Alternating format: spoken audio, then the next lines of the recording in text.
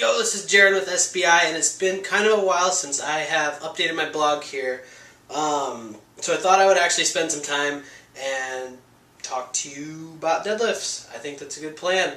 We're inside of my man cave right now, and it is basically the place, let me unhook this here, where I come to eat steak and talk about sports that I don't watch, like football, and do man things like shoot videos of myself and set up tripods when my fiance is not home.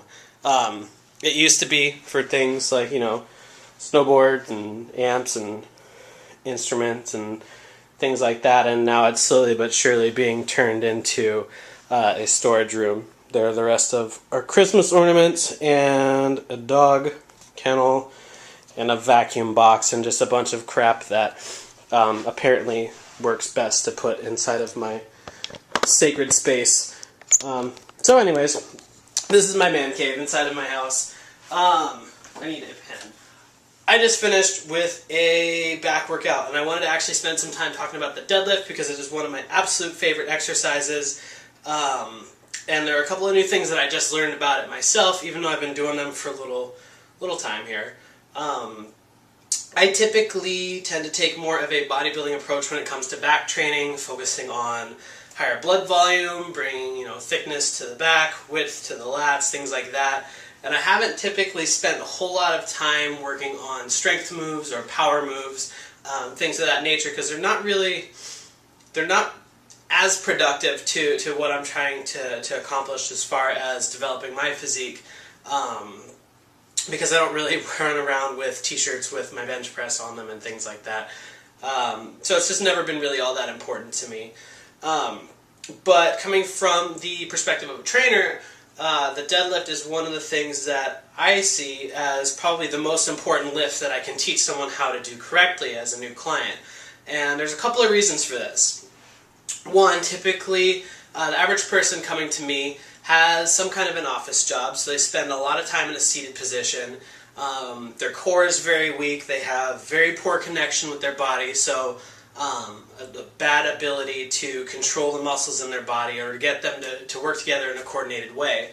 And so what this does is it exaggerates a lot of conditions, such as lower back pain, tightness in the hamstrings, rounding of the shoulders, things of that nature. And what the deadlift does is works to strengthen the entire posterior chain. Now, if you have been following my blog for a little while, you know that I have written a couple of different articles about the posterior chain, how it works, what it does, ways that you can strengthen it. But I wanted to actually go into the deadlift a little bit more in depth today, and then also show you a couple of different techniques for how to make your deadlift stronger.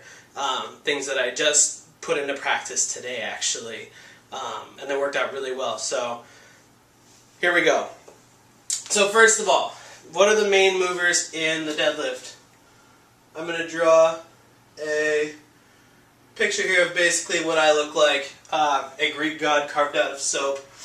These are my strong, powerful, forceful glutes, my massive quads over here, and my puny black man calves that I'm working on as well, and my enormous feet that duck out to the sides instead of pointing straight like they should.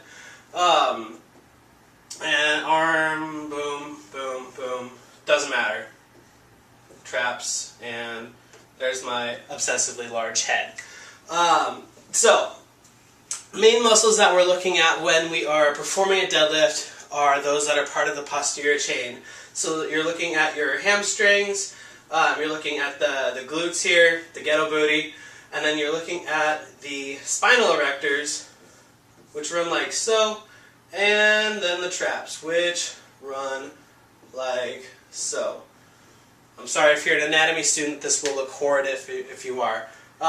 Traps up here, they also actually go down the back in a diamond shape, and your spinal erectors. Main muscles right here.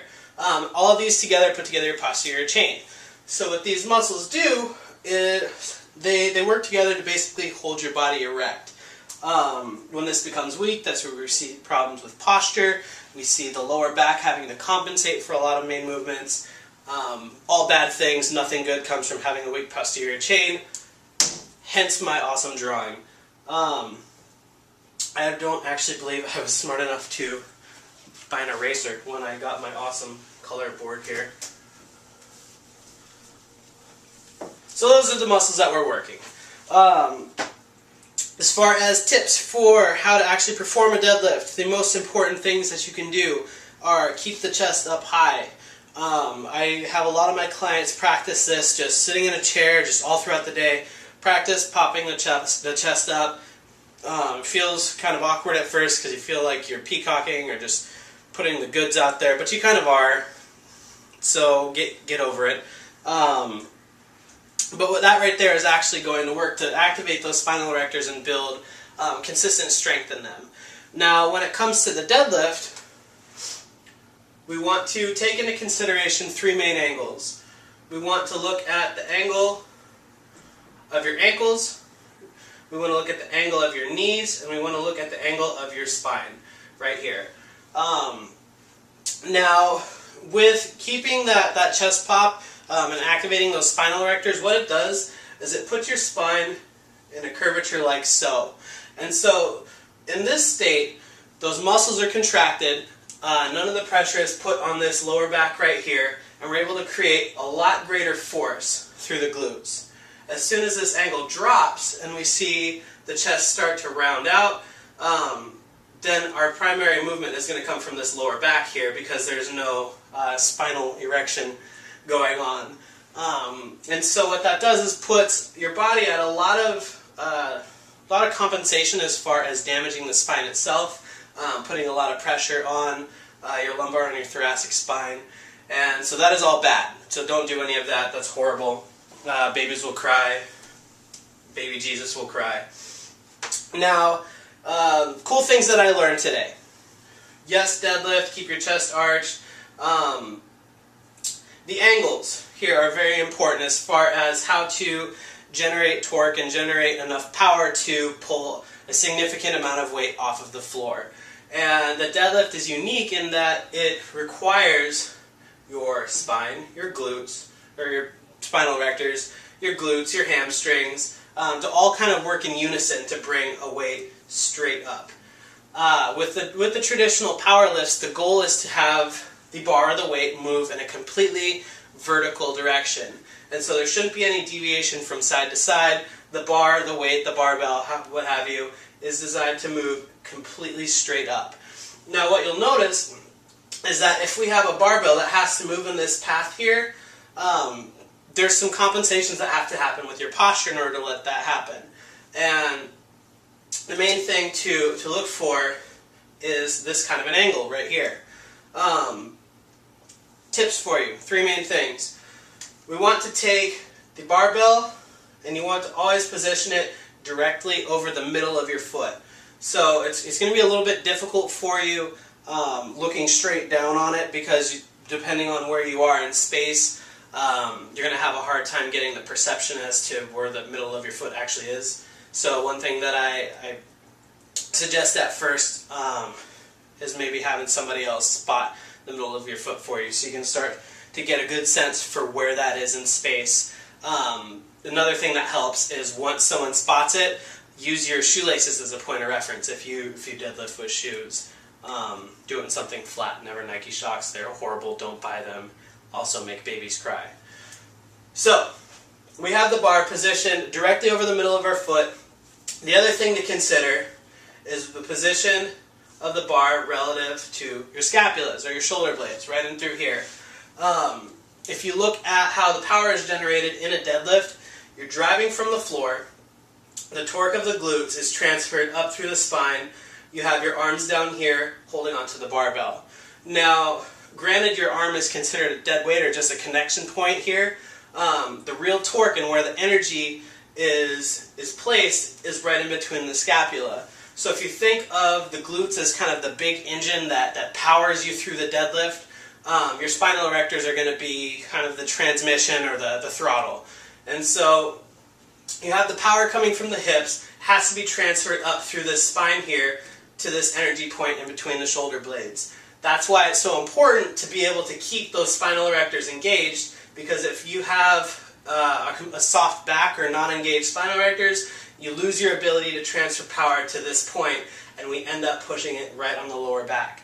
And so the other thing to look for, as you have somebody kind of spot this for you, is where the bar is relative to your scapulas and where the bar is relative to your feet. And those are going to be the two most important guidelines for setting yourself up for performing this lift optimally. And it's important to remember that these are going to be different for everybody. If you are like me, where you're kind of stock, you're just short, honestly, 5'9", but you have really long arms, longer legs, shorter torso, then you're going to probably end up being at, let's make this a better angle, an angle more similar to like this, minus that right there, with the barbell down here. If you're taller, you're going to be able to stand up a lot straighter because you have gimpy little legs and you're going to be able to generate more leverage there. And so giving you an ideal angle as far as spine relative to knees and things like that, it works to some extent, but it doesn't work universally because everybody's body has different proportions. So consider using these two guidelines, the position of the bar relative to your foot and the position of the bar relative to your scapula. Keep these all in a vertical line. Kick the chest up and you're going to be good to go as far as performing a deadlift in the most biomechanically efficient way possible. I hope this is helpful for you. If you have any further questions, please feel free to comment on this video, either at the bottom in YouTube or actually on my blog itself. Or feel free to email me, Jeron@sbitiger.com. That's all I have. Peace out from the man cave.